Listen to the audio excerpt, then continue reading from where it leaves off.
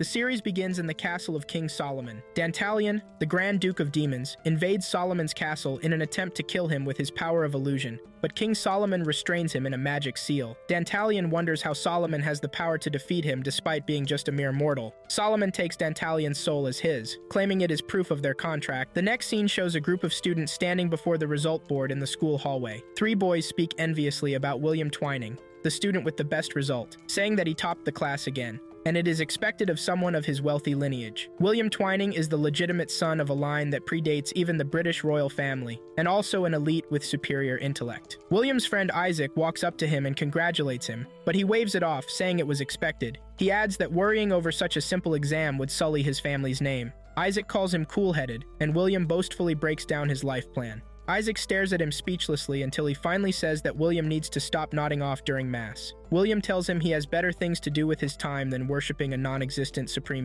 Isaac argues that the being and the other divine exist, but William cuts his argument short. He shows him his position on the result board as the 23rd out of 26 students, saying his wishes for good marks were not granted. William walks away from Isaac and thinks about his meeting with the school principal earlier, when he informed him that his tuition for the next semester is unpaid, which is unusual. William decides to take a trip home to verify the situation. He finally arrives home to meet an unusually empty mansion. His house steward, Kevin, calls out to him from behind while bearing fruits. William scolds him for not coming to escort him from the gate, but Kevin teases him that he needs to build stamina. William says he doesn't need stamina because his superior intellect warrants a national treasure status. William notices his clothes, and he questions why he is working in the fields when he is the house steward. Kevin explains that there is a situation. Kevin informs William that his uncle went bankrupt when his businesses failed, so all their assets, except the house, were seized by the debt collectors. William looks disappointed. He asks about his uncle and the other servants. Kevin replies that his uncle disappeared while the other servants have been sacked.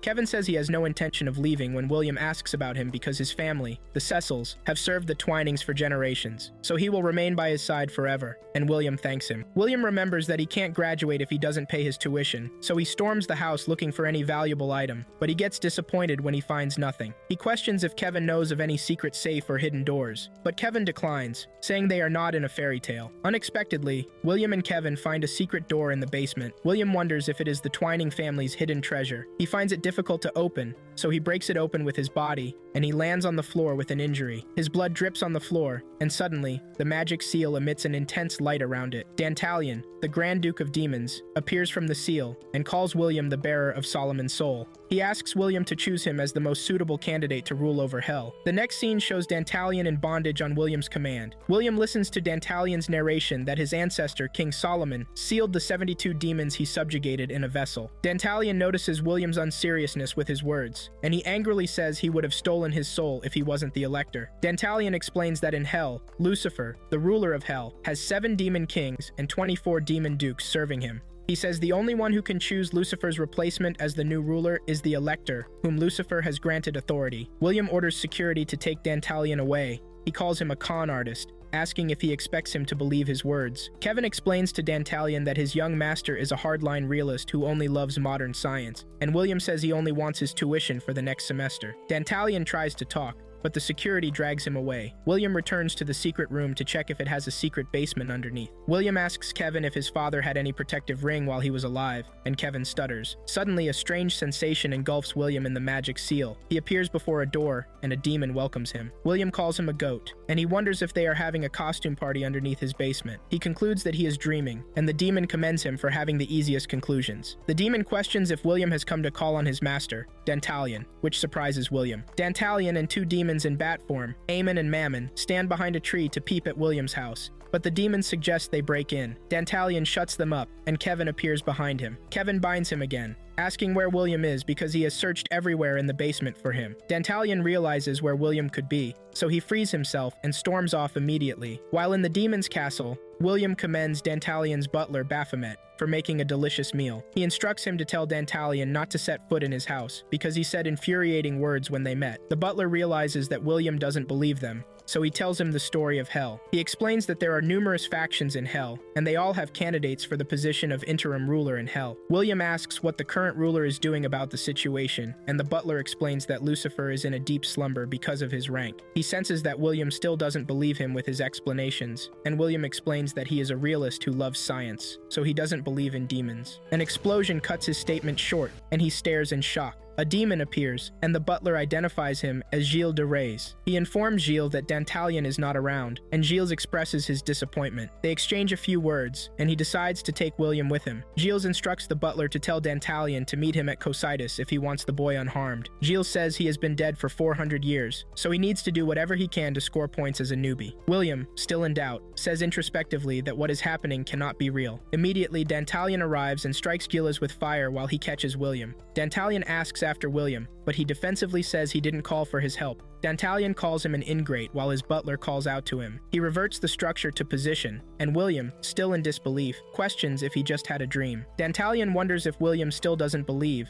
and William says demons don't exist in the current age, but Gilles cuts him short again with his disrupting arrival. Dantalion tells him to leave, but Gilles says he has discovered that William is the Elector, a descendant of Solomon, so he wants him for himself, and Duke Balberith will be thrilled to have him. Dantalion asks Gilles if he wants him to be burned at a stake like his beloved saint, and Gilles aggressively tells him not to mention her name in his filthy mouth. They both strike each other aggressively, and they trade words with each other while at it. The butler explains to William that Gilles serves Duke Balberith, a faction leader, who is also vying for the Emperor's throne, so they are political rivals. Dantalion succeeds in injuring Gilles, and Gilles commends him for being strong. He utters a lot of words to Dantalion, and Dantalion gets aggressive. He decides to use his power, and the butler tells William that he may not be able to return home if Dantalion uses his power. William commands Dantalion to stop, and he stops immediately at the sound of his voice. Gilles decides to leave, saying he will deliver the news of the Elector to Duke Balberith. After his departure, Dantalion rushes toward William and calls him Solomon, but William declines. William resumes school for the next semester, and he complains about being unable to raise his tuition money because he got dragged around by the incomprehensible demon freaks. He walks down to the principal's office. Upon his arrival, he expresses his shock when he finds out that his tuition fee has been fully paid, and the school also received a huge donation. William sits in class and wonders who paid his tuition fee. He considers his uncle, but he says he has not contacted him. The instructor cuts his thoughts short when he introduces a new transfer student. William stares in shock when he realizes that the transfer student is Dantalion. Isaac summons a monster from a magic seal to form a pact with him, but his act gets interrupted by a demon. He slashes the monster before asking Isaac for the Elector. He commands Isaac to take him to the Elector if he wishes to keep his soul. William rudely questions what Dantalion is doing at his school. Dantalion tells William to watch his tone because he paid his tuition fee. William stares in disbelief,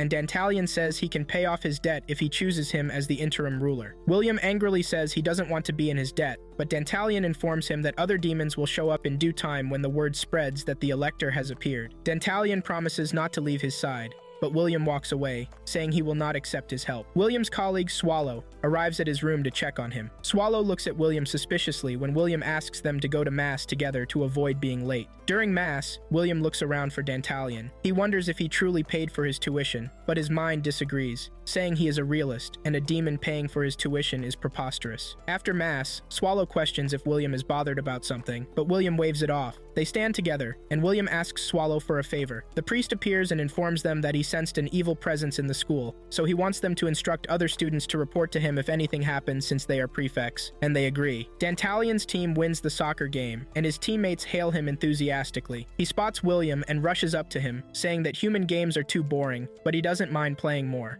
William shuts him up angrily and reminds him of his pretext for being in the school. The scene flashes back to when the instructor introduced him to the class. He announced that Dantalion was an intelligent student, but he had to be homeschooled because of his poor health, so he assigned William to keep an eye on him. William walks away, and Dantalion runs after him, saying he is his one and only Elector, but William tells him he doesn't want to involve himself in non-scientific nonsense, so Dantalion should no longer approach or associate with him. Aemon and Mammon arrive to report an emergency to Dantalion that Duke Balberith's forces are making a move, so he has to return to Hell immediately. Dantalion agrees, and he instructs them to watch over William while he is away. The two demons fly around William, and he angrily tries to send them away, causing some students to wonder if he is okay. William returns to his room, and he tries to search for a silver spoon that may be valuable so Dantalion won't have to pay his tuition for the next semester. Isaac walks in and introduces William to a new underclassman, Satori Cartwright, who is also a demon, but William is oblivious to it. William shows no interest in what Satori has to say, thinking he wants the good graces of a prefect. Swallow arrives in his room, and William leaves to speak with him outside.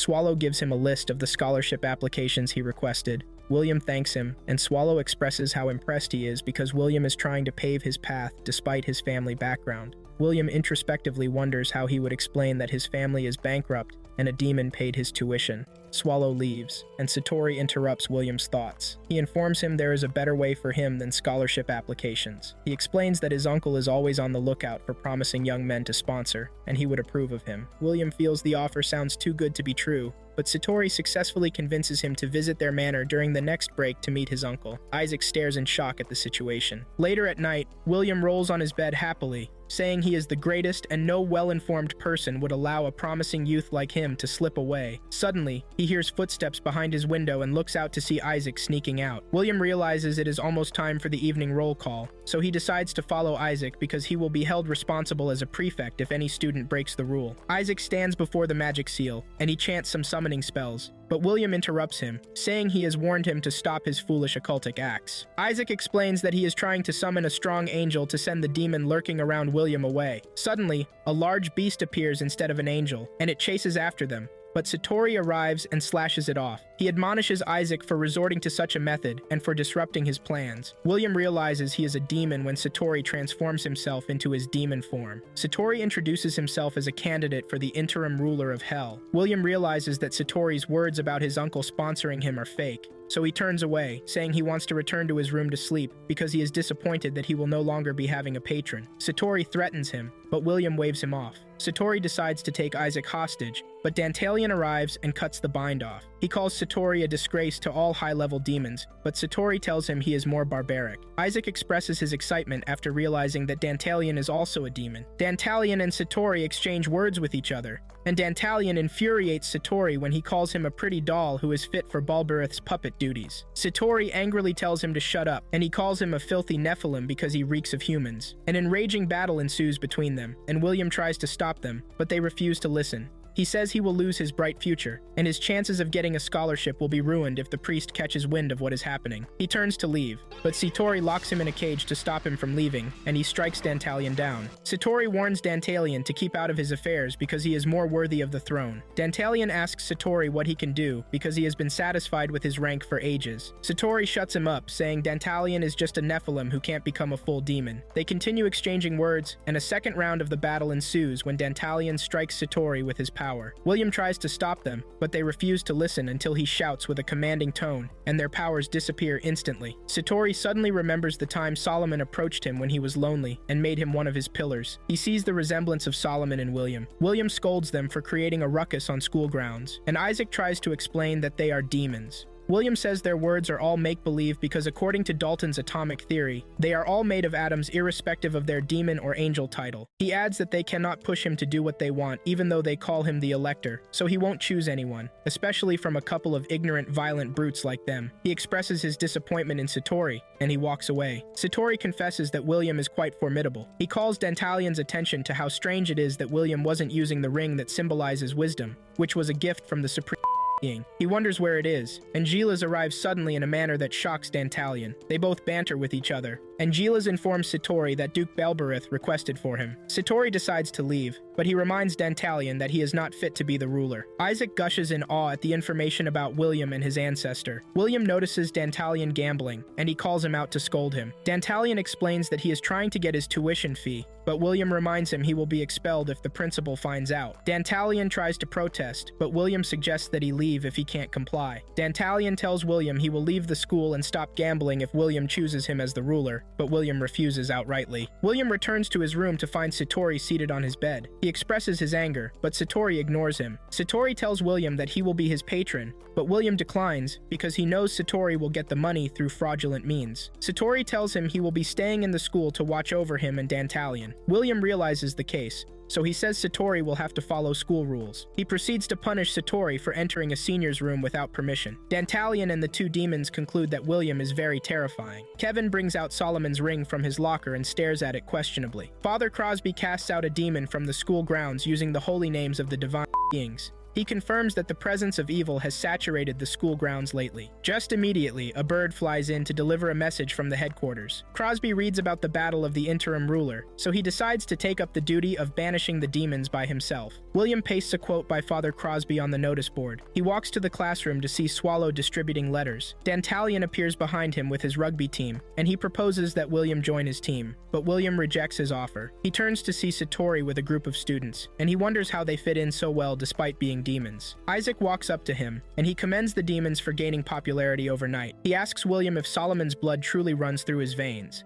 but William ignores him and walks away. He tells Isaac to leave him because the occultism is disturbing his realist's brain. He decides to take a nap in the church, but he expresses his surprise when he sees the head boy, Nathan, stepping out of the church. Father Crosby steps out afterward and questions if William has come to pray in solitude, but he declines. William remembers that priests can perform an exorcism, so he asks Crosby if the priests of the England Church can perform an exorcism, and he affirms. Crosby explains that priests are placed in schools because demons can manipulate the hearts of young humans like William. He notices William's countenance, and he urges him to lay out his worries so they can sort them together. William wonders if his life will return to normal if he tells the priest the truth. He informs the priest that everything is in place, and he turns to leave, but the priest stops him to ask for his reason for visiting the church. William lies that he came to pray for his dorm's victory in the boat race. He turns to leave, and the priest tells him to have no fear, because his problems will be resolved soon, and the Supreme Being sees everything. Dantalion runs after William when he arrives at the school building. William questions if he followed him to the church, but Dantalion stares at him speechlessly, and he jerks off from Dantalion defensively. Father Crosby, who had been eavesdropping, questions who Solomon is. Some underclass students report fearfully to William about seeing a ghost in their dorm. William decides to check it out, and Isaac questions what he will do if it is truly a ghost. Satori appears behind them with the plan to follow them. William tells him he didn't ask him to butt in, but Satori says he needs to be certain it's not a new demon. Satori questions if something happened between him and Dantalion, but William defensively denies it. He tells William that he can't stand Dantalion, but he understands how he feels because William can't remember. He reminds William that Solomon was the wisest man ever, but he is running from the mysteries before him, despite calling himself an honor student. Suddenly they hear a loud cry, and they run to find a student at the entrance who claims to have seen a ghost. William punishes him for sneaking food, and they storm after the ghost. He foolishly calls the ghost an underclassman, and they don't show the prefects the proper respect anymore. Satori appears and offers to destroy the ghost if William chooses him as the interim ruler. He tells William to stop running from the mysteries. The ghost attacks them, and Satori defends them, but he gets injured in the process. He defeats the ghost at the second strike, and the ghost escapes. Satori tells them it is a lowly ranked demon, not a ghost, and he will make the demon regret giving him a scratch. Satori leads them to the church, but he gets struck by a shocking trap when he opens the door. Father Crosby appears, and he says he didn't expect his net to catch a bug so soon. He mentions Satori's title, and Isaac questions how he knows about him. William asks if Crosby exorcised the demon they saw earlier, but Satori replies that Crosby commands the demon because it is his familiar. Father Crosby says he now understands that William is the elector, but William says he doesn't know what he is talking about, because he is just a prefect who is trying to find out the truth behind the so-called ghost that was terrorizing his dorm. Crosby attacks Satori in a bid to get rid of him, and Satori struggles until Crosby succeeds. Shortly after, Dantalion arrives, and he creates a barrier around the church. Crosby welcomes Dantalion, while Isaac detects that Crosby is an exorcist for the England Church's peacekeeping division because of his cross. William questions why demons are working for the church, and Dantalion explains that they are familiars bound to his will until their contract ends. Dantalion asks for William's permission to handle the situation, but William declines, saying he didn't ask for his help. Crosby manhandles Satori, and Dantalion persists with his question, but Crosby fires at them to separate them. Dantalion asks Crosby what the church wants with the elector, because despite his title, he is still human, and he can't imagine a priest harming a human. Crosby explains that William wields the right to choose Hell's interim ruler, and he shares a bond with Lucifer, so they can't ignore that fact. William tries to protest, but Crosby continues, and he concludes that he has to eliminate William with the power vested in him by the Supreme Being. Dantalion confirms that humans are more cruel and selfish than the demons in hell, because over time they have exhibited the same character. He decides to fight against Crosby, saying he can't lose the elector yet. Crosby tries to attack him, but Dantalion deflects his attack speedily. He explains that he was once like him, and he reminds him of his old self with the vicious look in his eyes. Dantalion crushes Crosby against the wall and lifts him so he can defile his soul, but William commands him to stop. Dantalion assures William that his actions will cause more trouble, but William retains that Dantalion has to obey the laws of the world, since he is in human form. Crosby disappears, and Dantalion informs him the church will come after him, but says it doesn't have anything to do with him. Dantalion begs William to command him to protect him, but William discards his words. He insensitively says he is hungry for Baphomet's cakes despite Dantalion's convincing speech. He tells Dantalion that he will prove their nature scientifically, and Dantalion translates it to William, permitting him to stay by his side. William gets defensive as always, and he leaves. Dantalion boasts to Satori, and Satori confirms they have to keep the farce up. Father Crosby reports to the England Church that the power Solomon has over the demon lives inside William, so he is very dangerous. Isaac informs William that Pastor Crosby has been hospitalized, but William worries that he can't hold a public office in the country without the church, and he hopes the issue will not affect his stand. Satori and Dantalion arrive to inform him of the cake party they will be having in his room, and William gets defensive, but he leaves with them. On their way, they meet with the principal, who introduces Kevin to them as the new priest. They all stare in shock. Kevin leads the mass service, and William wonders his reason for coming. After the service, William approaches him, and Kevin tells him that his mother came from a clerical family. He explains that his elder brother was originally the heir to the Cecil ministry, but he died in the Crimean War, and his mother informed him about the opening in the school for a new campus priest. Kevin implores William to avoid discussing personal matters while they are on the school premises, and he walks away, rendering William speechless. William sits in his room in thought when he senses the two bat demons' presence, and he chases them away. They commend him for having a more heightened sense. He hears a loud bang on his door, and a student alerts him about the commotion happening in the dorm. 3 students who had been fighting broke the dorm window. The dorm mother, Maria Mullins, arrives and threatens to report them to the headmaster if they don't confess what truly occurred. She hands the situation over to William, while she leaves to treat the injured student. William gives the other 2 students the punishment of writing 20 lines in Latin. Miss Maria looks at a picture in her room, and she promises to see the person in it,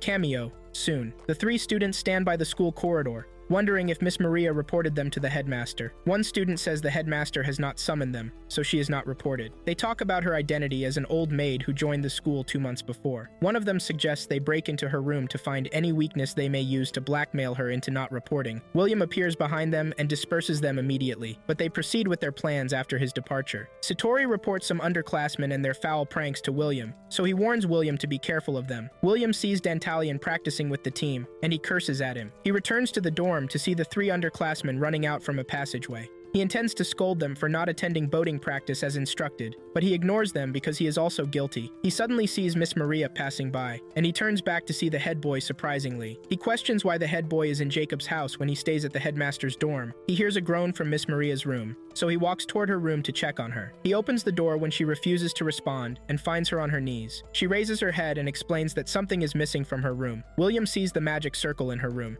but she interrupts him, saying she should get an afternoon nap like he intends to do. William realizes she has found out his plan. She mentions that she will let it go as long as their dorm wins the trophy. The boating race event commences, and the students gather together with their dorm masters present. The head boy and Miss Maria share a glance while Dantalion walks up to William, surprised at his decision to join the race at the last minute. William explains that he is only participating because his grades depend on it. Dantalion asks William about the head boy, and he instructs him to be careful because there is something suspicious about him. William disagrees with Dantalion's motion because Nathan is an elite who brags about his position. William adds that he is envious of his life. Dantalion reminds William that he has not chosen anyone, so has to be vigilant because more demons will target him. The race commences, and William's team gets evicted immediately, while Dantalion competes intensely with Nathan's team. Nathan crashes his team's boat into Dantalion's teams advertently. Dantalion's paddle displaces, and it flies into the crowd, almost injuring Miss Maria, but Nathan controls it with his powers. Nathan approaches Dantalion to check on him,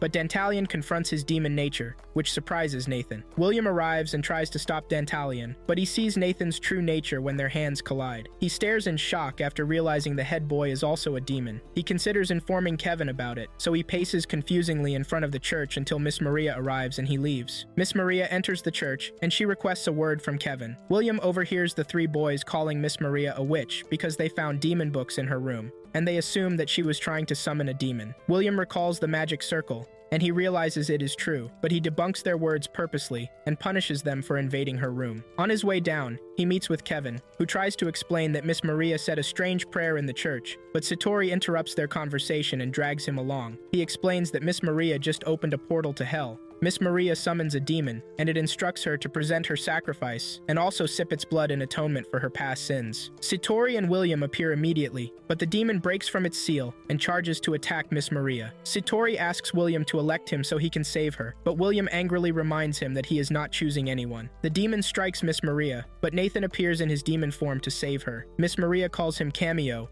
and the others stare in surprise. Dantalion arrives and commends him for being strong despite being a halfling, but Cameo shuts him, saying Dantalion has abandoned his humanity. Dantalion introduces Cameo to them as one of Solomon's pillars, who is a generalissimo of Hell, a protege of Beelzebub, and the third candidate to be Hell's interim ruler. He adds that Cameo was born from a human womb, so he is half-human. Miss Maria says it is funny how Cameo hasn't changed while she is growing older. She mentions that she returned to the school because she wanted to see him one last time before she died, and the school was where they first met. Maria's family lived and worked in Jacob's house, and she met Cameo when he was slashing demons. He accepted her when he realized she was not afraid of him despite witnessing his powers, and they fell in love. Cameo saved Maria from a monster with his demon power in the presence of her parents, but they fearfully advised her against speaking to him because of his demon nature. She protested, saying he was a good demon. They both planned to sneak away together, but he didn't show up. Maria says she now understands why, because time flows differently for them. William questions why she summoned a demon, and she explains that she was told that she had just a little time left to live when she was diagnosed with lung disease, so she selfishly wanted to form a pact with a demon to become like them, so she wouldn't die alone. Cameo says he knew she had returned and his heart wavered when he found out she was contacting demons. Cameo explains that he had always been lonely. He adds that he was also abandoned by Solomon and the Supreme Being, but he would no longer be lonely if she stayed by his side. Dantalion reminds him she would be a Nephilim. He advises Cameo to let her die peacefully since she has just a few years left. Maria questions who will stay by his side, and he replies that no one will. William tells him that he can stay at the school, and he advises Miss Maria to treat her illness for his sake and hers. Miss Maria packs her things with the plan of leaving school, and the three underclassmen return the frame they had taken. They apologize, and one of them says the man in the picture resembles the head boy. Isaac informs William that Miss Maria quit her job and he will miss her meat pie. William reminds Isaac that he has never tasted it, but Isaac confesses that the head boy told him Miss Maria cooks deliciously. Satori unimpressively comments that Cameo wastes a lot of time pining for a human, despite being an interim ruler candidate. The episode commences with the students seated in the dining hall. William and his partners complain about the food. The head boy passes by, and they all greet him warmly. William questions why they chose to greet him casually despite being rivals for the same position. Satori replies that grace and decorum are important to demons, but Dantalion says he doesn't mind getting violent if he is ordered to. He tells William they are keeping up with the human farce for his benefit, so he needs to be grateful. William replies defensively, while Satori slanders Dantalion, and they both begin their childish arguments. William walks away, saying he needs to check the results for the last semester, because his greatest concerns are his pursuit of knowledge and his tuition, not some demon's power struggle. William tops the class again, and he proudly says it is expected. He scolds Dantalion and Satori for taking very low positions, but they give flimsy excuses. Isaac notifies him that the head boy got the top score in the whole school, and he has been maintaining the position since he started school. William jealously says someone who has been around for hundreds of years is bound to be quite learned. William also questions when Isaac will make it to the upper fifth, and Isaac replies disappointedly that he only knows about demons and teas. Isaac tells William that his father produces the popular teas, and he even does business with the royal family. William says he didn't realize his father is a businessman, but he is wasting his father's hard-earned money, despite being in a high-caliber school. Suddenly, they notice the headmaster walking up to Nathan, and they assume he wants to congratulate him. Unexpectedly, the headmaster and Nathan walk up to Nathan, and Nathan informs the headmaster that William will be the best suited to handle the situation. Isaac, Dantalion, and Satori eat and dine in the headmaster's residence, while Dantalion claims the food is the first decent meal he has eaten since he resumed school. William questions what task the head boy is trying to force on him. Nathan explains that the school intends to tear down the water mill behind the headmaster's house to construct a new school building. Nathan mentions that the headmaster has been soliciting donations to carry on the project, and the chairman is coming to the school to survey his progress. He informs William that some students have been creating havoc in the dorm, and it may affect the headmaster's stand with the chairman if he catches wind of the situation. Nathan tricks William into accepting to stop the problem students before the arrival of the chairman. Nathan gives William the idea that he may be in the headmaster's good graces if he performs the task, and may also be the youngest student to join the headmaster's house. William imagines receiving a scholarship opportunity from the chairman because of the headmaster's good word. He accepts the task, and Nathan walks away to the library. William turns to Satori and Dantalion to insult them for being just ordinary demons and nowhere near the level of the Generalissimo, but Dantalion defensively reminds him that he offered to pay for his tuition. William persists that he doesn't want to be in his debt, and Dantalion angrily questions if he intends to elect Cameo, but William repeats his usual intention about not choosing anyone. William and Isaac strategize on how to catch the culprits, and Satori, who had walked in without their knowledge, comments. William aggressively asks him to shut up, and he questions why he is there. Satori replies that the task sounded interesting, so she wants to go. They walk through the woods behind the headmaster's house, and Isaac fearfully questions if it's a ghost. William objectively says that ghosts are most likely visual or auditory hallucinations caused by electromagnetic waves of varying frequencies. Isaac reminds him that demons are real, but William contradicts him, saying they are made of atoms. They suddenly hear a singing sound, and William traces it to the old watermill, but they find nothing upon their arrival. Dantalion returns to the Demon Kingdom, and he visits the house of Lady Astaroth, his master. He gets welcomed by a young girl, Lamia, who claims to be his fiancée because Dantalion promised to marry her. Dantalion walks in on Astaroth while in the bathtub and greets her with courtesy. Lamia begs her to put some clothes on, but Astaroth claims there is no need for modesty with Dantalion. She asks him about the third candidate, and he responds that he can't stand him. Dantalion adds that he can't understand Cameo's thoughts, and he doesn't seem too enthusiastic about the throne. Astaroth advises him that he would need to take a different approach to deal with him because he might just be overconfident since his class is higher than Dantalion or Citries. Dantalion asks if it is because of his lineage, and she affirms, but she says Cameo is not who he should be worried about at the moment because someone more dangerous is at William's side. Isaac proposes sleeping in William's room because of his fear of the ghost's invasion. He gives William an object that wards off spirits, but William protests against it. Isaac snores loudly, causing William to be uncomfortable. He suddenly hears the song again, and he wakes Isaac up. They go out in search of the singing voice, and William refuses to accept that it is a ghost. He claims it is a student who intends to take revenge on the headmaster by spreading bad rumors. They continue their conversation until they hear a sound behind him. They both turn, and they find a weird-looking animal. Isaac screams, and the animal jumps into the watermill. William calls the animal out, saying he has a right to an attorney, and he can inform him if he prefers to remain silent. Isaac commends William for reading a ghost its rights. The animal eventually appears, and he continues his song singing, "Bitter and Maz, lonely and sad, it's not fair, it's not fair." William introduces himself to him and asks for his name. The animal explains that he lived in the watermill, milling grain for years, but there's no work for him anymore. So he tried to petition the headmaster's house to call off the demolition numerous times, but it fell on deaf ears. Isaac informs him the construction has been approved, and the watermill is useless to the school, so there's no choice. William tells him he has to find a new career, causing the animal to shed intense tears. Satori arrives and informs them, telling the animal those words won't help. He identifies the animal as a Camulis, and Isaac explains they are fairies that live in watermills in Scotland, but he doesn't look like what is in the picture. Satori mentions that if a Kilmulis doesn't have gain to mill, he will die, and Isaac says according to the book, Camulis can grind whatever they get their hands on. They decide to give him a job. The next day at school, Isaac commends William for his genius idea to send the Kilmulis to India. He says he is grinding spices to his heart's content in the factory, and his father is impressed with his hard work. Nathan arrives with the chairman and headmaster. William stands up excitedly, thinking Nathan intends to introduce him to the chairman, but instead, Nathan introduces him to Isaac as the son of the Morton family, whose father made a generous donation to the school as a token of gratitude for the hired help he received. William stares in shock and screams that he will never trust a demon again. Dantalion visits Kevin in the church to confront him about his true identity. Kevin questions how long he intends to cling to William, and Dantalion questions if he became a priest because of William, but he denies, saying he studied theology in college. Dantalion asks him to call upon the hand of the Supreme Being if he is truly a member of the church, but Kevin refuses. Dantalion confirms that he has something to hide, and he assures Kevin he will rip his mask off soon enough. Dantalion and Satori drag William to claim him to their side, but Kevin passes by and silences them. They stare at him surprisingly as he walks away. William sits in thoughts as he reminisces on the occurrence and Kevin's stare. Isaac walks in on him, and he expresses his surprise to see William getting concerned with someone else. William confesses that Kevin is not just anyone because he manages all his family affairs. so it would be troublesome if things got awkward between them. Isaac suggests he invites him to the next family day held in the dormitories for family members to visit their wards so they can speak together. During the family day, William stands guard, and Swallow asks him for a favor to cover up for him when his father arrives because he doesn't wish to see him. William wonders why, and Swallow explains that his father has been pressuring him to transfer to military school since he nearly died in an accident. William recalls seeing the news in the paper, so he agrees to help Swallow. William stares at the family members relating with their wards.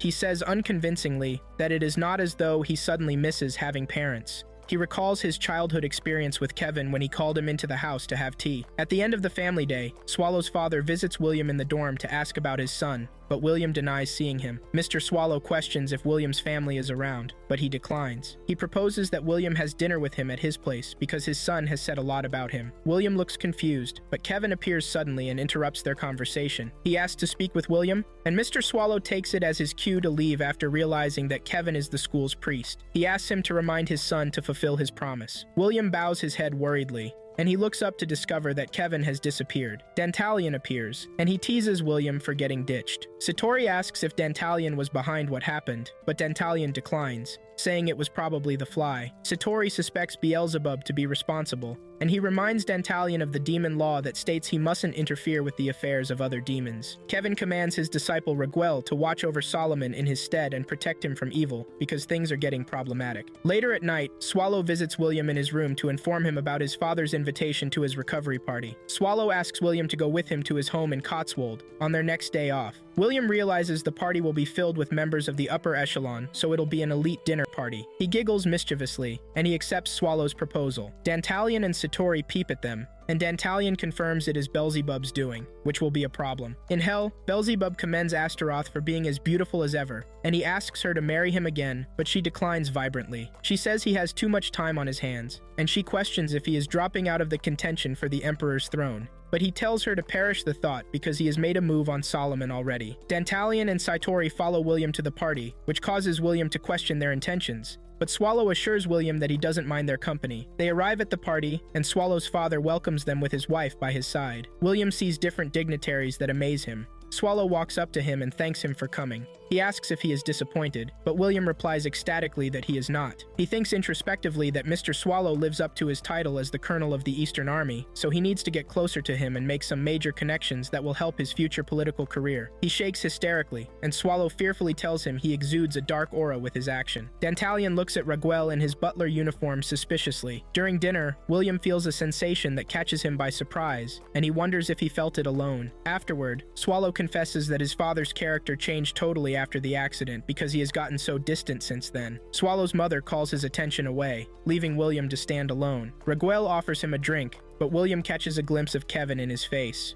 Raguel suggests that he take some rest since he feels tired. He ushers William into a room where he doses off after thinking of Kevin. William wakes up to some voices, and he wonders if it is some kind of secret meeting for the political elite. He overhears Swallow's father talking about going to war while another man says they only need Solomon's soul, so they have to make a move before the Exorcists get in their way. Mr. Swallow stands up and faces William, in full consciousness of his true identity. The other men transform into demons, and Mr. Swallow brings out a chain in an attempt to bind William, but Dantalion arrives immediately to stop him. The demon, Elagos, questions why Dantalion is interfering with her business, but Dantalion says he is only protecting his master. Elagos calls William a cruel master and introduces herself to remind him of who she is. She says she is the leader of 60 legions of hell and the Marquis of the battlefield, who is now a servant of Lord Beelzebub. She says she will obliterate William for Lord Beelzebub, her true love. Swallow walks into the room with Satori. He calls Elagos his father, but Satori informs him that his father is dead. Satori explains that Elagos possessed his dead body in the accident,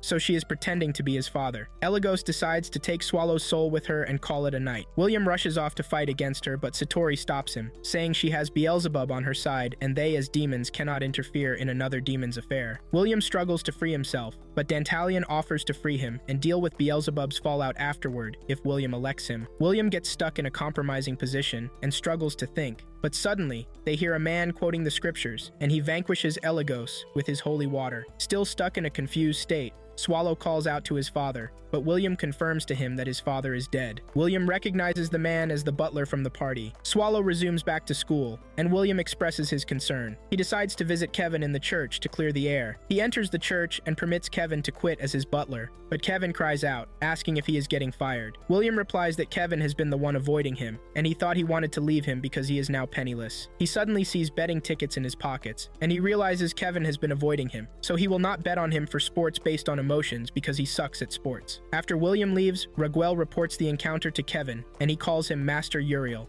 Raguel begs Kevin to leave because he should not be in a place like this, and he will handle things. Kevin, in his angelic form, says he understands, but he looks at the ring and concludes that he will not let the demons have Solomon. Nathan sees a theater stage play with another demon, who notifies him that things cannot continue as they were now that his identity has been exposed. Nathan declares his interest in the covenant he and Dantalion formed with Solomon long ago. Isaac complains about the school's yearly Shakespeare drama, even because Shakespeare's books have a lot of ghosts in them. William, agnostic as usual, reminds Isaac that ghosts do not exist, and Isaac calls him stubborn for his strong-mindedness. Dantalion appears in a costume dressed as Claudius, King of Denmark. His bat demons hail him, saying he is fitting as the next interim ruler. Satori arrives and mocks Dantalion's costume as the man who killed the ruling king and usurped the throne. Satori says he will be portraying Ophelia, a virtuous soul blessed with incomparable beauty, and the role was made for him. Dantalion mockingly mentions that it is because nobody else wanted it. They both start their usual banters again, and William, exasperated at their frequent childishness, calls out to the Supreme Being to do his job if he truly exists. Kevin calls out to William on his way to ask for a favor, and William says he also has one to ask him. Gilas appears in the school through a portal between Dantalion's legs, leaving him embarrassed. Dantalion instructs him to get Satori from the underclassman's room and leave. Gilas reminds him they are having the annual Great Sabbath in Hell, and he can't afford to be absent because the other interim ruler candidates will be present. William practices his play with Kevin,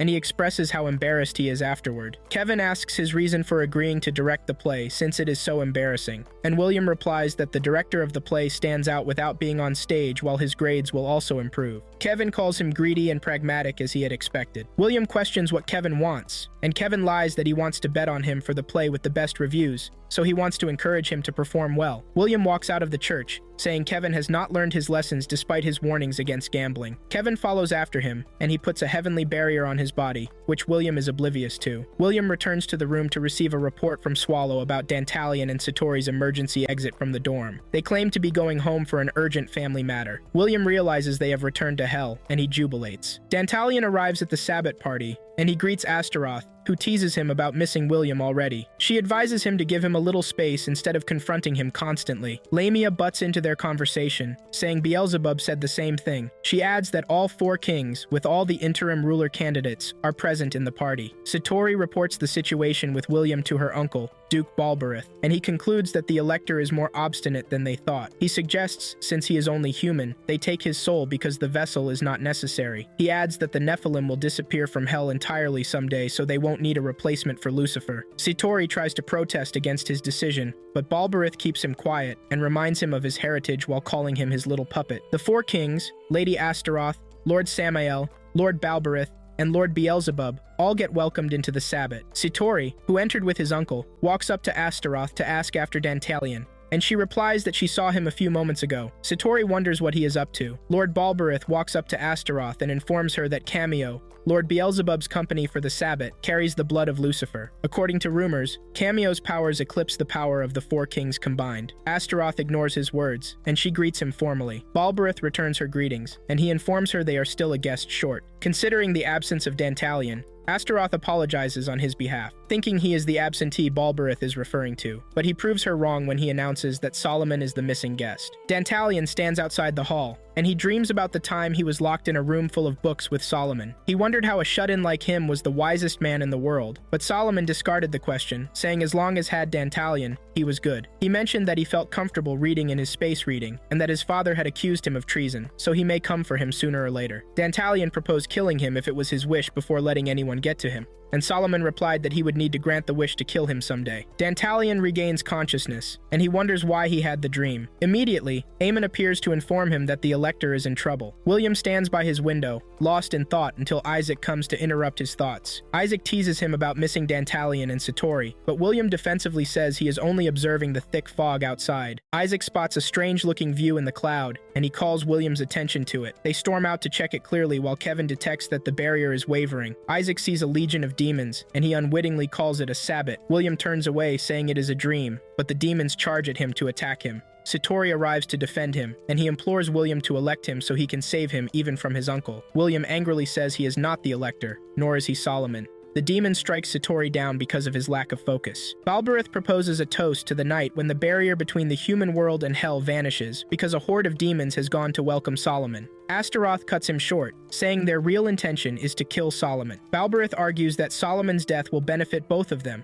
because they will finally be free of the ancient covenant. The demons chase after William, but Dantalion arrives in time to defend him. He reminds William about his words that more trouble will come because he decided to elect nobody. William realizes the legion of demons is not under his command, and that he is their prey, but Dantalion decides to destroy them all. He attacks them with a mischievous grin on his face. A demon escapes Dantalion's grasp, and it reaches to attack William, but the heavenly barrier on his body protects him. Isaac questions what it is, and Baphomet explains that it is a magic circle created by the powers of heaven. The barrier transfers to Dantalion, causing his powers to weaken. Satori surprisingly detects it as an exorcist at work, and no ordinary human is capable of something so powerful. Baphomet advises William to retreat because it is dangerous to stay close to him, and he may raise the school to the ground if he unleashes his power. Dantalion eventually breaks free from the exorcism, which was being performed by Kevin. He recalls the words of Solomon saying he will grant his wish of killing him someday. Unconscious of his actions, Dantalion turns to William to kill him, and he chokes him intensely. William struggles while Dantalion's power bounces Satori back in his attempt to restrain him. Dantalion suddenly regains consciousness, and Cameo separates them. He scolds Dantalion for losing control despite his status. Dantalion stares disappointedly, while Cameo commands the demons to leave because he will not allow anyone to bring harm to Solomon. Later in the day, Isaac says ecstatically that the demons have returned, but William purposely says they were illusions caused by electrical discharges. Isaac, knowing William's mind,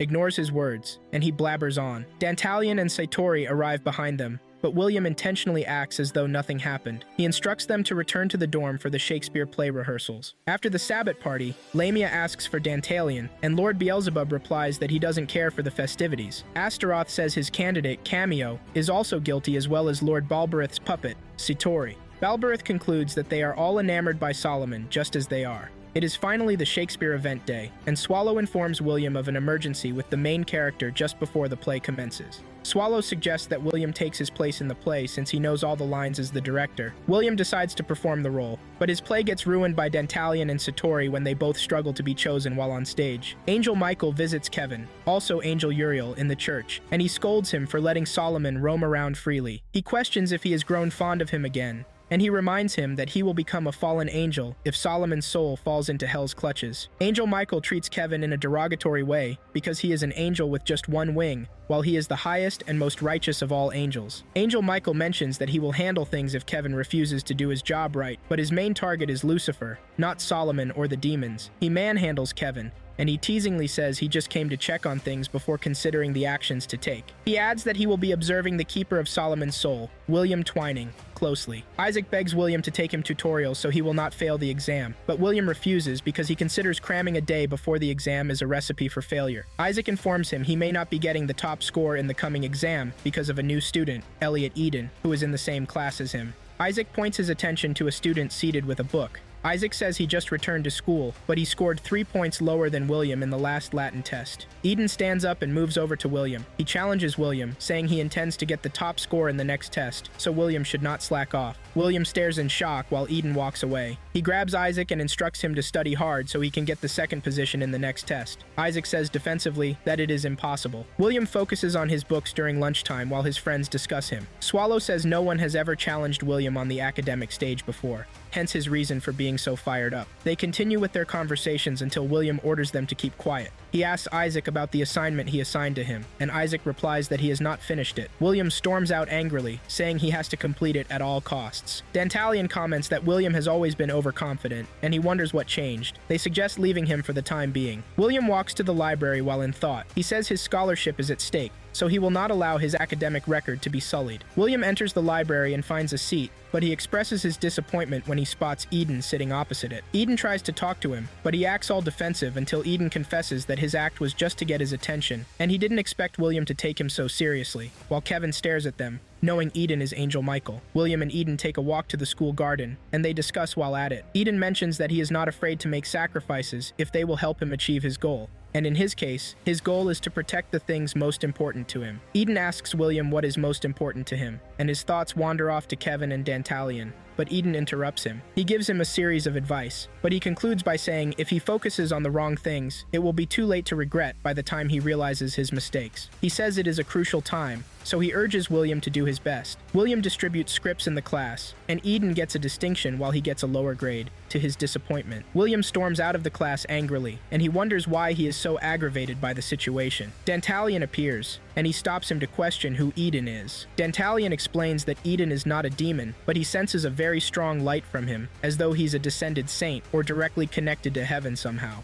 William lets go of his arms, and he walks away, saying he doesn't care. During the next test, Eden uses his powers to make an implicating move on William, and the instructor sends him off to the punishment room for cheating. William sits in the punishment room, and he concludes that his situation is the first disgrace in the Twining family, so he has to clear his name. Isaac and Nathan arrive to check on him. Isaac promises to find proof of his innocence using the holy powers of Archangel Michael, the defender of justice. Nathan questions who William suspects was behind it, and William expresses his shock after realizing that Nathan believes him. Nathan tells him his grades are the only claim he has to fate, so he knows he wouldn't risk soiling it. William explains the scenario to him. Eden visits him later, and he informs William that he knows who the culprit is. He says he can help him, and he is willing to testify on his behalf if he answers his question. Eden asks William the fate he truly wishes for. William tries explaining that he wishes to become the society's elite, but Eden cuts him short. He aggressively says he wants to hear about the perfect justice to the immorality that exists in the world. Eden gives William a trick question to answer who he would save from a cliff between Kevin and Nathan. He compares them to the choice between the Supreme Being's kingdom and hell, but Kevin arrives immediately to disperse them, knowing Eden's true identity. He informs Eden that visitors are not allowed in the punishment room, and Eden complies. During William's trial, the judge questions if William admits to his wrongdoing, but he declines. William is surprised when the judge asks strange questions about his closeness to the Supreme Being and demons. The judge calls him the bearer of Solomon's soul, and suddenly, the compass of justice with Isaac lights up, and they find themselves in a different space. William questions what Isaac has done, and he responds fearfully that he asked the Archangel for the power to defend him. Eden appears surprisingly, and smashes the compass in disappointment. Satori arrives and strikes Eden, but Eden blocks off the attack. Eden transforms into his angel form, and he summons his sword. Isaac recognizes the sword as the unsheathed sword of the leader of angels, Archangel Michael. Eden grabs William and calls him Solomon. He asks if William remembers that he subsequently destroyed the kingdom he created, but William, oblivious to his words, questions what he is talking about. Eden continues that he can't believe how impudent humans are because they turn their backs on angels, even as the Supreme Being's blessings bestow on them. He decides to grant William ecstasy and take William's soul, but Satori stops him. He questions Satori if he wants to be taken along as well, because he is responsible for judging all sinners in the name of the Supreme Being, and he annihilates demons and humans alike. Kevin calls out to William, and Dantalion detects the barrier they are in as the spherical rose barrier. Eden tries to take William's soul again, but Dantalion arrives in time to stop him. He apologizes to William, saying he had trouble with the barrier. Eden recognizes Dantalion as Lucifer's prized disciple, but Dantalion instructs him not to mention Lucifer's name because he is the one who cast him away. Eden boastfully says he was stronger than Lucifer, so that's all there was to it. He summons his powers and attacks Dantalion with the plan to destroy him. William asks about Lucifer, and Isaac explains that Lucifer was Michael's older brother who rebelled against the Supreme Being and was cast down to hell after losing to Michael. Eden successfully strikes Dantalion down, claiming he knows all about his life as a human before selling his soul to Lucifer. Dantalion stands up and shuts him up with a blasting flame that sends Eden down. Eden expresses his shock when he realizes he is evenly matched with Dantalion.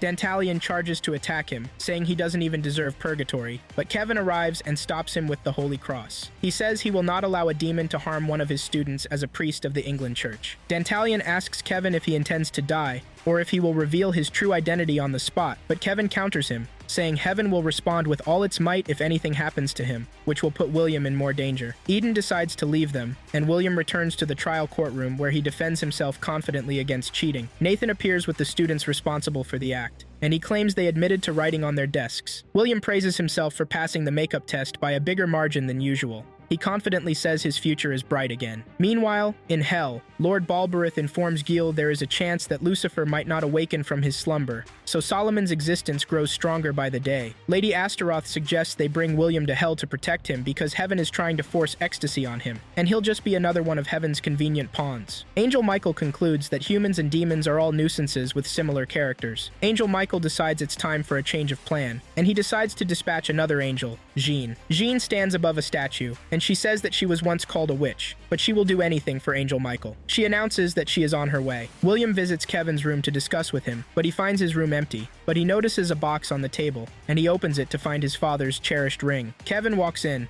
and William states that he came to discuss his tuition. Kevin replies instantly that he doesn't have a penny, but he would have helped if William had come the previous week. Kevin gambled his money over the weekend, and he lost. William says disappointedly that Kevin has changed. He says Kevin used to be more serious, more polite, and kinder. He recalls his parents' funeral ceremony when Kevin made him express his sadness by crying. The sound of a shattered mug jolts him out of his thoughts, and he checks up on Kevin. Kevin implores him not to worry about him, and he urges him to return to his dorm. William notices that Kevin doesn't look too good, but Kevin teasingly says it is his imagination. William leaves, and he wonders why he has to be worried about his house steward when the reverse should be the case. He suddenly gets stopped by Dantalion, Satori, and Nathan. Angel Michael appears to Kevin while he is picking up the shattered mug. He asks a series of questions about what Kevin was warning William about, why he let him take the ring, and if he let him go to his dorm intentionally. They inform him of their departure to hell because of an emergency. Angel Michael says Kevin will be the one to suffer. Dantalion informs William they will be returning to hell because of an emergency, and he assures him not to worry because they won't be long. William defensively says he is not worried about a bunch of stupid demons. Demon implores him to be careful, but William questions why everyone is treating him like a child. He orders them to go, and Nathan informs Dantalion they are getting late, so they all storm off. William says he has nothing to do with all of it, and the real emergency is his tuition. Angel Michael informs Kevin he plans to invade hell, and he has even sent his most prized soldier. Kevin questions if he means the Saint of Mont Saint-Michel. Angel Michael explains that he needs something of that scale if he needs to divert hell's attention. He gives Kevin the honor of bestowing heaven's ecstasy upon William while the demons are gone. Michael says Kevin must make William heaven's puppet, or he risks losing his other wings if he fails. Kevin recalls the time he struck Solomon in an attempt to punish him for turning the demons into pillars to command them instead of eradicating them. He commands him to know his place because he is just a man, but Solomon contests his words. He says Kevin, also Uriel, the cruel angel of repentance, is jealous. He explains that Uriel's lot is to obey orders from heaven and punish humans for their sins, but humans keep repeating the same sin every time because it brings them joy. Solomon questions if humans truly need punishment, but Uriel gets infuriated at his question, and he strikes him intensely. Dantalion explains to Cameo that something doesn't seem right about the recklessness of the attack. He proposes to return to William, but Satori arrives to announce that the army of heaven is attacking again. They stare in shock because they have just repelled them. Jean appears, and she greets Cameo because they finally meet physically. Cameo informs the others that her presence symbolizes trouble, and it seems as though heaven is getting serious. Satori mentions that heaven is committing serious transgressions for putting a young girl who hates bloodshed and has never held a sword in the front line. Jean says it is human blood she loathes, not demon blood. She charges down to attack them, but Cameo sends his demons to take charge. Jean destroys all of them in an instant, leaving Satori surprised. She informs them it is the power of virginity. Kevin decides to bestow the ecstasy on William while he is asleep. The ecstasy will eradicate the human personality known as William Twining forever. Kevin apologizes, saying William can scold him in the Supreme Being's kingdom. Kevin performs the ecstasy on William, but it proves abortive because William is a staunch realist who doesn't believe in the Supreme Being. Kevin wonders what he can do, and Raguel appears, saying he has to kill him. Raguel apologizes for his impertinence, but he explains that he has to carry out his task, or else he will be in great danger. Ji, who had been standing outside watching them with the two bat demons, realizes that Heaven's ulterior motive for the sudden attack was to divert their attention and force ecstasy upon William. Gilles says he will not hand William over so easily as a resident of Hell. Raguel informs Kevin that Hell has sent a guard, so he will deal with him while Kevin makes the right move. Gilles gets stopped by a crystal barrier, and he calls it a clever little trick, but Raguel silences him, and he proposes to be his opponent. Gilles says Heaven repeats the same process of stealing a human's will, forcing him into worship and turning him into a mindless puppet like they did to his beloved Jean. Gilles says angels are far more cruel and merciless than any demon. Raguel mentions that Ecstasy is the supreme being's will, and Gilles goes berserk. He attacks Raguel aggressively, claiming he hates all angels and he would kill them all. Raguel questions if he would take up arms against heaven's will if it meant death, and Gilles replies that he has indulged in all the deadliest sins, so he doesn't care. The scene flashes back to his days as a human locked in the cell. Balberith appeared and questioned if he thought the supreme being would come down to punish him if he committed all the deadliest sins. Balberith questioned if he loved her so much that he would sacrifice that much for her. He offered to make him one of his own, so he would be a Nephilim demon, and would be able to contact saints because his beloved had been canonized as a saint. So he agreed to be Balberith's pawn. Raguel informs him that Jean is in charge of Heaven's army invading Hell, but Gilles laughs hysterically, asking if he expected to be sentimental. Gilles continues with his crazy words until they attack each other, and he hits Raguel to the ground. He attempts to pluck out his wings, but Kevin arrives to rescue him. Kevin informs him he has stopped the ecstasy ceremony, but Gilles in his berserk state says it is too late. He charges at Kevin non-stop until Dantalion arrives to stop him. He commands Aemon and Mammon to take him back. Dantalion asks Kevin if Uriel is his real name, but he stays mute. Dantalion says he will just be William's house steward to him regardless of who he truly is. Kevin also asks if he is just a classmate to him, and Dantalion ignores too. Kevin reports to Angel Michael about his inability to complete the ecstasy because he had to defend Raguel. Angel Michael calls it a flimsy excuse, and he reminds Kevin of his punishment, but Kevin stays mute. Angel Michael suddenly feels a weakening sensation, and Kevin shouts in concern, but he sends him off instantly. William suffers from a cold, and Dantalion takes cognizance of it. William explains that he woke up with his shirt unbuttoned for reasons unknown. Dantalion reminds him about his warning to be careful, while Satori says it is the outcome of being defenseless while sleeping. William screams at them to stop treating him like a child. Dantalion and the others complain about the school's food quality and how he misses Baphomet's cooking. William advises him to return to Hell if he misses it that much. Isaac reminds them that the school will have its cultural festival the next day. They read through a notice about the cultural festival on the bulletin board. Nathan walks in and greets them warmly. He questions if they have all received their brooches, and he affirms. Isaac asks Nathan if he will be participating, and he affirms. He invites them to come and watch if they are interested. He adds that participating will also help their grades. William considers it an option to improve his grades so he can raise his tuition. Isaac says excitedly that the festival will contribute to his grades as well, but William says it won't work because his grades are too low. They arrive at the festival, and Dantalion expresses his amazement at the scene. Isaac informs him the cultural festival day is the only day people get free food. Isaac questions what William intends to do, and William replies that he would not partake because he doesn't intend to subject himself to menial labor as the intellectual that he is. They suddenly spot a booth belonging to Satori, and William wonders how he set it up so quickly. Gilles, who is dressed as a member of the school, acts as Satori's chaperone. He sets the students in Satori's fan club to buy pictures of Satori to get a chance to be featured in a photo with him. William angrily says they are in a boy-only school, while Dantalion stares at them embarrassingly. Gilles walks over to Dantalion to ask if he wants his makeup and hair done, but he storms away. Dantalion wonders what he can do to get a more attractive booth than Satori. His demon assistants appear to remind him of the workload that needs approval in Hell, and they suggest he visit home instead of engaging in fun play. Dantalion binds them for disrespecting him, and he proceeds to open a muscle shop while Isaac opens a tea shop. William realizes he is the last one left, so he concludes that he also has to do something. He sits on his bed and ponders over what to do. He says he has to do something different from the others, so he strikes up a plan. William visits Satori's booth to inform him that Dantalion's booth is gaining more customers than his. Satori enviously says her beauty is immense compared to Dantalion's muscles. William convinces Satori to accept him as his clincher, who can bring forth his true glory and widen the gap between him and Dantalion. Satori looks at William with immense interest, and he accepts his proposal. William walks over to Dantalion's booth to convince him to lend him his charisma. William deceives Dantalion by saying his opinion of him has improved because he finds himself admiring his strength, physique, and sharp wit. Dantalion, moved by William's cajoling words, accepts his offer immediately. William walks over to Isaac's tea shop to ask for all his tea. He offers to tutor him intensively for the next 3 days if he accepts his offer. Isaac, who wants to pass his exams, fearfully accepts William's offer. William opens a booth with the combination of 3 of them, and he boastfully says he will use any pawn or demons. He adds that he is rolling in dough, and he didn't even lift a finger because he has a superior grasp of economics, and he is so vast in psychology that he can manipulate demons. Satori and Dantalion walk over to William to question why they are working together since he gave them a different promise. But William defensively says they are making a huge profit because of their joint effort, and they both agreed to his proposition in the first place.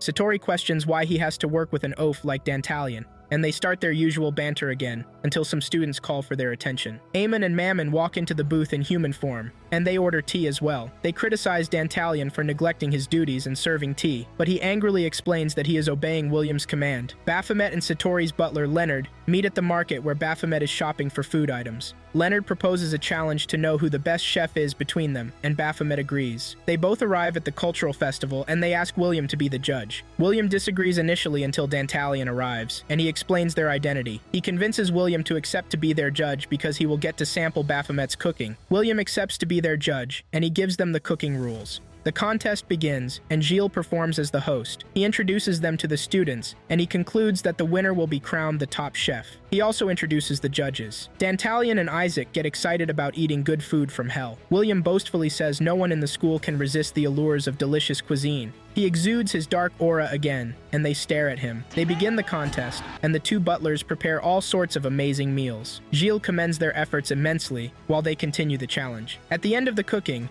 Gilles takes the first taste to judge the food, and he gets lost in the delightfulness of the cooking. Isaac also exhibits the same reactions as he enjoys the meal. William questions if there is a rule in hell that mandates reactions like that after eating food from there. Dantalion declines, and they decide to taste the food, but they get lost in a gastronomic delight. William wonders how a food so good can truly exist, and Dantalion says it is not easy to come by a meal of such caliber in hell. Gilles asks them to give their verdict, and they all raise the same score for the two butlers, except Satori, who allocates a 0 score to his butler, causing Baphomet to win. Leonard cries in pain, questioning why Satori had to choose Baphomet over him because of the sweets. He angrily says he went all the way to China to learn because of Satori's endless demands, but Gilles teasingly says he should have gone to France. Leonard tries to leave angrily, but William drags him back into his booth where he prepares dishes with Baphomet. Baphomet wonders why he is being reduced to an ordinary cook. William boasts confidently of his strength and the number of brooches he has gained. The headmaster decides to announce the result of the cultural festival, and William assures himself that he will be the winner, but to his disappointment, the headmaster announces Nathan. Some students commend Nathan for being exceptional, while some wonder what he did. William cries in defeat. Lord Balberith announces that it's time to get serious. The episode opens with Angel Michael questioning his choices. He asks Riguel if he acted too fast by sending Jean to hell. The scene flashes back to Jean's invasion of hell. Cameo sent endless demons to attack her, and she decided to retreat because her body would be tainted if she breathed in hell's air longer. Angel Michael wonders if he should have sent Kevin in his place, instead of tasking him to bestow the ecstasy. He concludes that it is a pity, and he plucks out Kevin's feathers. The 4 kings of hell sit at a round table for a meeting. Lady Astaroth commences with the discussion about the recent invasion of hell by Heaven's forces. Lord Beelzebub boastfully says they survived the attack because of Cameo's defenses, while Balberith says it is expected of him since he is their leader. But his Viscount, Satori, notified them about the invasion. Lord Samael cuts them short, and he tells them quibbling over their ward's heroic act won't solve the issue. Balberith agrees with him, and he confirms that Heaven's invasion was just a distraction from their main intention, which is bestowing ecstasy on the Elector. He concludes that leaving the Elector in the human world is dangerous to them, because he will be within Heaven's grasp, so they should bring him to hell. Astaroth contradicts Balberith's words, saying he wanted to kill him, and he now wishes to protect him. She questions what brought about his change of heart, and if his true intention is to kill him. But Balberith explains that bringing him to hell will benefit her since she would feel more secure if she could monitor him personally. Astaroth introspectively calls him a crafty bastard. Beelzebub agrees with Balberith's proposition, and he concludes that the Elector should be brought to the demon world. He adds that he should be under Astaroth's care, and Astaroth, although skeptical about their plans, accepts the duty. Astaroth orders Lamia to fetch William from the human world. She suggests informing Dantalion first, but seeing that he is not around,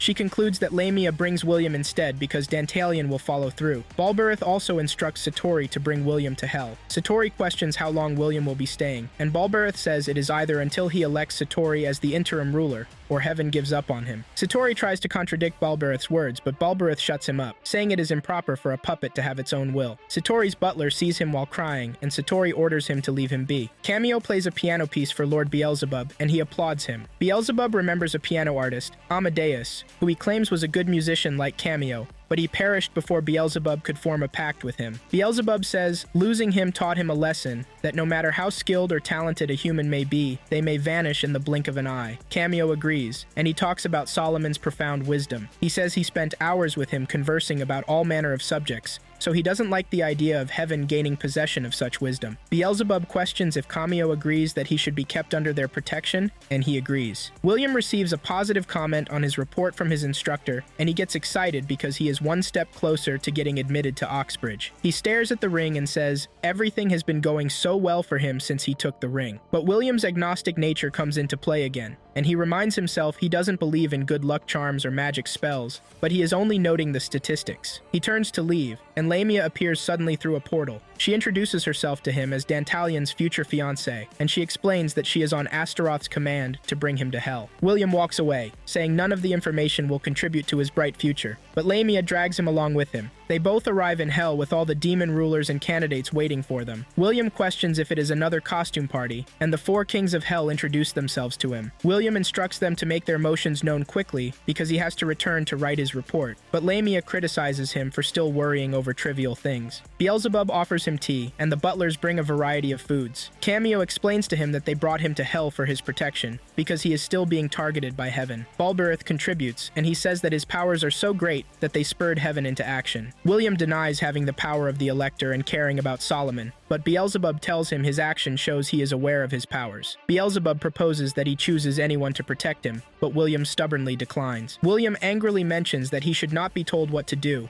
and one of the demons angrily says William would have paid for his disregarding tone if he wasn't an old friend of their highness, Lucifer. William declines knowing Lucifer, and it infuriates them further. He turns to leave the room, but the demon charges at him to attack him. Dantalion arrives in time as always to save him, and he questions what is happening. Astaroth comments that she knew he would show up. Dantalion lifts William, and Solomon's ring falls from his pocket. The demons suddenly get uncomfortable after seeing it. The demons whisper that if they possess it, Solomon can't control them. William tries to explain to them that it's the Twining family's heirloom, but his explanation falls on deaf ears.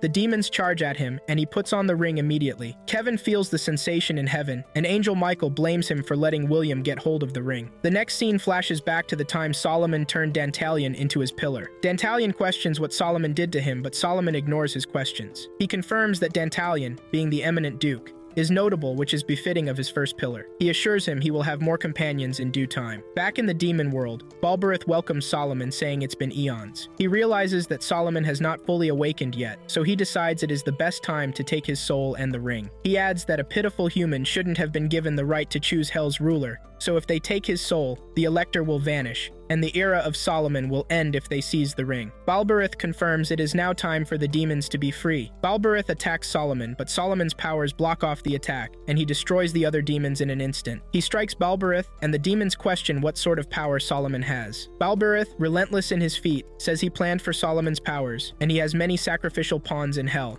He commands them to attack Solomon, and whoever takes the rings will be granted enormous power. Satori tries to stop him, but Balberith pins him down, saying he is doing everything for him so they can return to heaven as Satori has been wishing for. Solomon strikes all the demons, and Cameo questions if he wants to destroy hell by himself. Beelzebub wonders if Solomon has truly resurrected. Solomon commands all the demons, and he blasts them off, causing absolute destruction in hell. Gilles appears, and he commends Solomon for being as strong as ever. Dantalion questions what he intends to do, and Gilles says he wants to destroy Solomon, so he can raise his rank. He strikes Solomon with all his power. Solomon blocks it off easily. Solomon, now in a more conscious state of mind, says Gilles' face is new, and he must have descended into hell after he died. He questions if he wishes to be his 73rd pillar. Solomon identifies everyone by their names, and he asks if they are having a dinner party because of everyone's presence. Dantalion realizes that William's soul might go into oblivion, so he decides to remove the ring. But to Dantalion's shock, the ring refuses to pull off, and Solomon questions who he is. Solomon orders Dantalion not to interfere,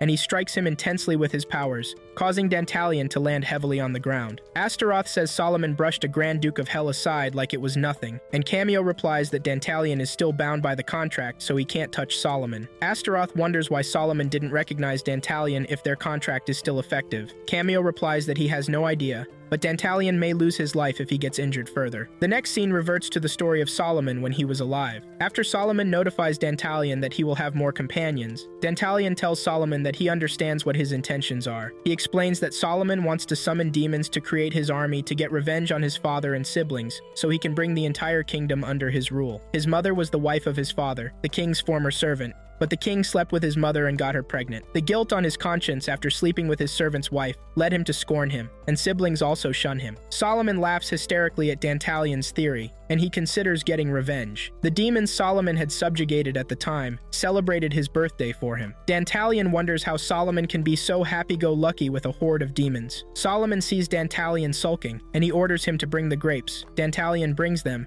and he angrily tells Solomon to be more aware of his position. Dantalion questions if he isn't mad at his father for imprisoning him, and he could kill him soon. Dantalion tells him to get angry, but Solomon says it is too much trouble. Dantalion mentions that Solomon summons the demons, and he contracts them without doing anything with them. Solomon agrees that it is truly trouble. Astaroth calls out to him while still discussing with Dantalion, and he leaves. Balberith at the time was the Lord of Spiders, and he tells Dantalion that the thought of what a mere human could become is terrifying. Balberith says he controls demons and possesses wisdom unrivaled by anyone on the face of the earth. He questions what they should do, because the thought of a human commanding demons is deplorable, and there is something very irresistible about Solomon. Dantalion introspectively says Solomon is a strange fellow because he has chosen not to fight back, despite getting locked up by his father. Solomon decided to strike back when his father struck first. He fought against his father with the help of the demons, and he won easily. He ascended the throne as king after his father's fallout. Solomon visits his father in his cell to ask him for his acknowledgement as his son. Solomon says he will be revered and respected as the former king instead of the old man who was overthrown in a coup if he agrees to his wishes. Solomon's father says that Solomon is not his son, nor is he a son of man, but a child of sin who disgraced the kingdom by calling on the aid of demons. His father tells him he will bring ruin to the nation eventually, and that he should never have been born. Solomon walks out of the cell in pain, while Dantalion stares at him. Dantalion tells Solomon on a fateful day that he has been by his side for a long time, but he still has not figured out what he truly desires. Solomon giggles at his words, and he assures him he will find out one day. He adds that he will need him for something only he can do, to kill him. Dantalion regains consciousness, and he remembers strangling Solomon to death. Solomon urges the demons to engage in festivities to celebrate, but they all stare at him questionably. Satori wonders why Solomon didn't recognize Dantalion. Balberith walks up to Solomon to welcome him with a different intention in mind. He explains to Solomon that the kingdom he left behind has changed, and is on the verge of a revolution, because the ruling king Lucifer is in a deep slumber.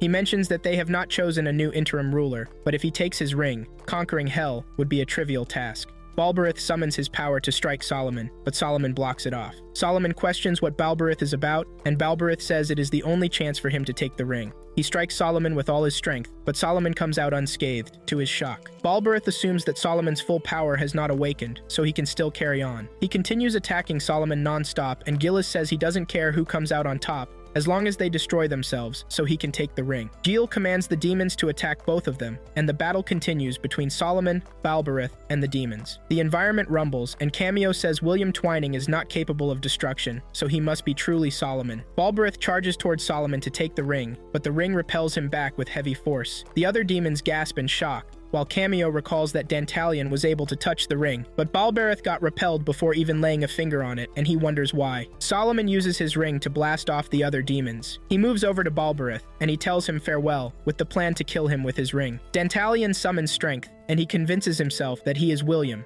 not Solomon. He rushes off to block off Solomon's attack on Balberith, and the power of the attack forcefully lands him into the ground. Still not giving up, Dantalion calls him William, and he urges him to remember who he is. Solomon, in a more composed mood, asks who Dantalion is. Dantalion replies with his name, and he says assertively that Solomon is William Twining. Dantalion walks up to Solomon and holds his hand with the ring. He feels the intensity of Solomon's power weakening him, but he refuses to give up until the power wears out. Suddenly, a door opens in the sky, and the demons feel the presence of Lucifer. They realize he is awakened from his slumber. Solomon finally remembers who Dantalion is, and he tells him to take the ring. Dantalion follows his command, and Solomon smiles before losing consciousness. Beelzebub breaks the silence by informing them they no longer have to hurry in choosing a replacement since Lucifer is awake. Gilas and Balberith look disappointed, while Astaroth commends Beelzebub's silver tongue for always coming in handy. Satori and Cameo smile at her comment. Angel Michael says with a disappointed face that there is still plenty of time while Kevin shivers in pain. William comes first in the school exams again, but unlike his usual self, he refuses to boast about it. Isaac asks if he will not say his brag words, but he declines. Swallow comes to announce that he has been awarded the scholarship, but he doesn't feel elated as usual. Swallow asks Isaac what is wrong with him, and Isaac declines knowing about it, but he knows he has been acting strange lately. William recalls asking Isaac about Dantalion in the school,